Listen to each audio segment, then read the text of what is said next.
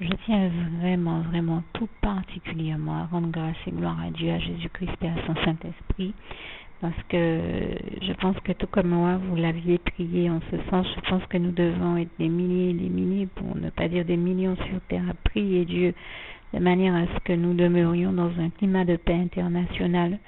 En tout cas, c'est le souhait de notre cœur. Je pense que nous sommes vraiment des milliers d'âmes sur terre à souhaiter la paix sur terre et bien sûr, je pense que vous entendez dans quelle mesure j'en parle. J'en parle en tout cas par rapport à tout en restant dans une analyse. Je parle de tout en restant lucide. Je parle de dans la mesure du possible. Bien sûr que nous souhaiterions qu'il y ait une paix totale sur terre. C'est le souhait de notre cœur et c'est aussi le sens de mes prières. Et n'hésitez pas à continuer à prier avec moi sur cette question. Je veux dire, de votre côté et moi du mien, mais nous prions, ça fait partie de nos points de prière les plus chers à notre cœur. Et j'en parle parce que par rapport à l'actualité internationale, puisque j'ai été heureuse d'apprendre aujourd'hui par les journaux de presse que sur le plan international, on se dirige vers une porte de sortie, vers un maintien de la paix, et je rends grâce et gloire à Dieu, à Jésus-Christ, à son Saint-Esprit pour ça, parce que je l'avais prié en ce sens, mais je témoigne que je l'avais prié en ce sens, mais je demeure persuadée que nous sommes des milliers, voire des millions à l'avoir fait. Et surtout, l'autre point qui est une source également de joie pour nous, c'est l'idée même que certains décident enfin de renoncer à l'utilisation des armes chimiques. Et vraiment, je rends grâce et gloire à Dieu, à Jésus-Christ et à son Saint-Esprit qui a fait évoluer positivement les choses.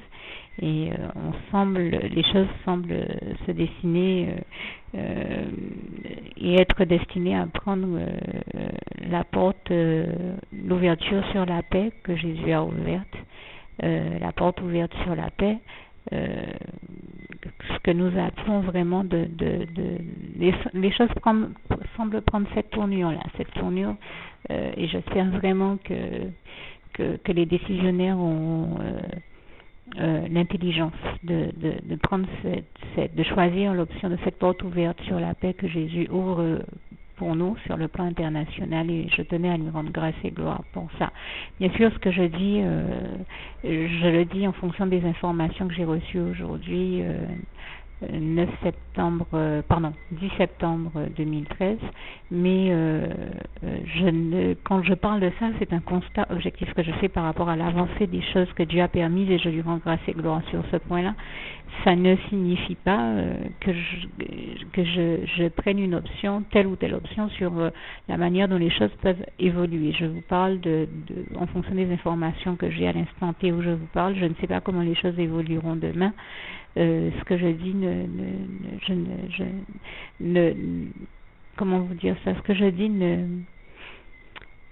en parlant comme ça, je ne présume pas de ce qui peut se passer par la suite. Dieu seul sait toutes choses, pas moi, petit être humain. Je ne peux pas savoir, aucun être humain ne peut savoir de quoi sera fait demain, ne connaît l'avenir. Donc le sens de mon propos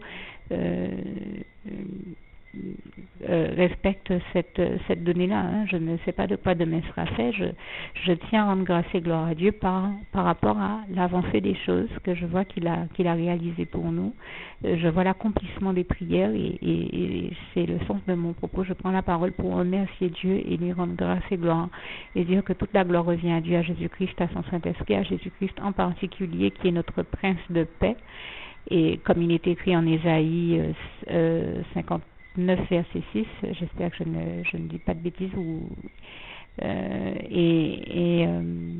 j'ai la sensation d'être en train de dire une bêtise. Je pense que c'est Ésaïe 9 verset 6, pardon Seigneur si c'est le cas.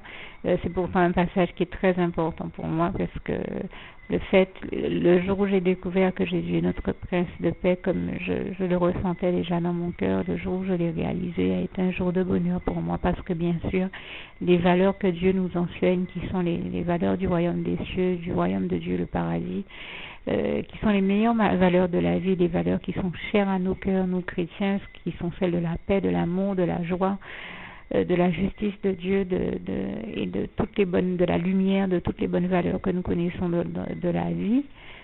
surtout que Jésus est celui qui nous apporte la vie et la vie en abondance, comme il est écrit en Jean 10, verset 10. Et bien sûr, ce sont des valeurs très chères à mon cœur, telles que celles de la paix, de l'amour, de la joie, de la lumière, comme je le disais, de la justice de Dieu également. Donc forcément, vous comprenez bien que c'est une information que je n'aurais pas pu rater, que notre Jésus d'amour est aussi notre prince de paix.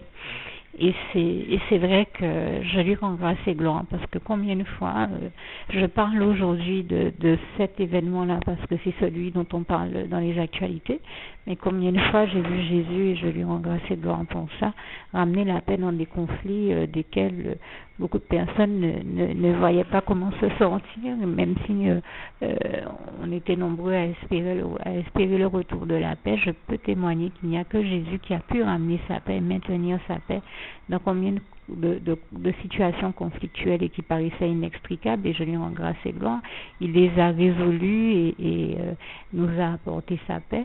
Et puis aussi dans combien de situations de famille ou de foyer on a vu Jésus ramener sa paix et dans nos vies à tous, et je lui rends grâce et gloire pour ça. La paix du Christ, je crois que c'est l'une des valeurs les plus chères qui nous restent. Donc vraiment je rends grâce et gloire à Dieu, à Jésus et à son Saint-Esprit pour ça, parce que nous ne pouvons pas nous passer de la paix, de l'amour, de la joie, de la lumière de Jésus-Christ, et donc nous voyons que Dieu est en action et qu'il fait avancer positivement les choses sur le plan international. Donc je tenais à le saluer et à lui rendre grâce et gloire pour ça. Donc j'ai vérifié au moment où je vous parle, donc j'ai donc sous les yeux, c'est bien Ésaïe 9, versets 5 à 6. J'essaie de lire le passage. Car un enfant nous est né, un fils nous est donné, et la domination reposera sur son épaule. On l'appellera l'admirable conseiller, Dieu tout-puissant, Père éternel, Prince de la paix.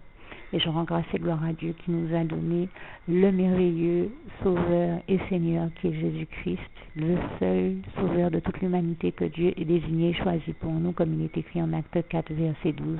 Toute la gloire en revient à Dieu, à Jésus-Christ et à son Saint-Esprit. Et puisque je parlais de mon amour des passages de la parole de Dieu sur la paix, je termine avec l'un de mes préférés, Philippiens 4, verset 7. Et la paix de Dieu qui surpasse toute intelligence gardera vos cœurs et vos pensées en Jésus-Christ. Et c'est vraiment ce que je vous souhaite du fond du cœur. Que Dieu vous bénisse tous.